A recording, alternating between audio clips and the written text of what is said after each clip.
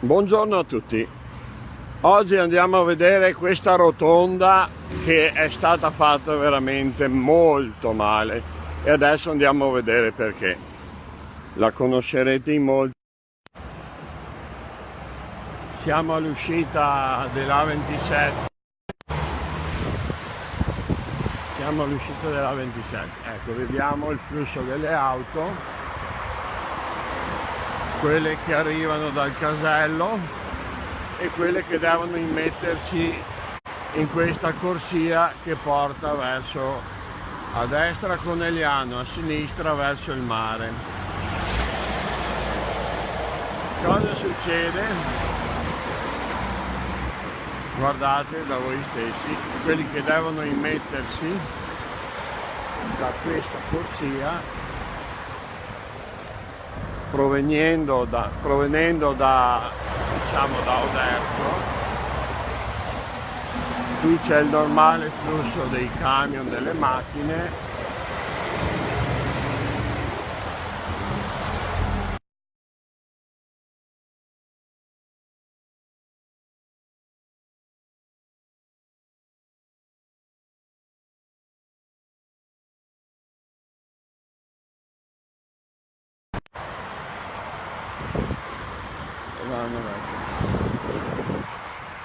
Dov'è il problema? Il problema è quando quelli che arrivano da Oderzo devono immettersi in questo flusso. Ecco, per esempio sta arrivando quella macchina, quelle due macchine lì, adesso va bene perché non ci sono macchine e quindi fanno il loro percorso normale. Il problema nasce quando da questa strada che sto inquadrando adesso arriva qualcuno e arriva un grande flusso di auto dall'autostrada. Le macchine che arrivano da qui fanno fatica a immettersi, vediamo se riusciamo a dare l'idea. Ecco, finora tutto bene perché non ci sono macchine che arrivano da questa parte. Il problema viene a crearsi quando c'è un notevole flusso da questa parte dell'autostrada che si incrocia con un flusso che viene di qua, e quelle macchine che devono proseguire in direzione Conegliano, come ha fatto questa bianca adesso, devono dare la precedenza a queste che vengono dall'autostrada. Aspettiamo un attimo,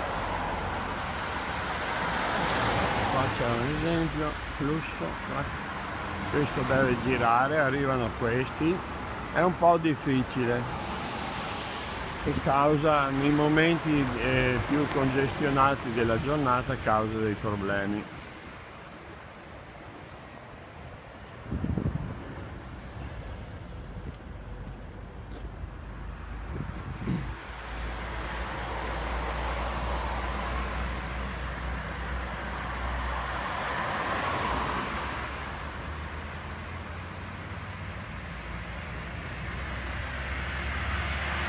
Tutto a posto, di là non c'è un gran flusso.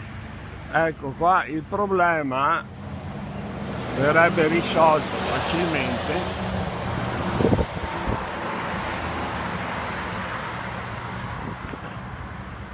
chiudendo quell'uscita lì e facendo in modo che le macchine che provengono dall'autostrada vadano direttamente verso destra invece che buttarsi sulla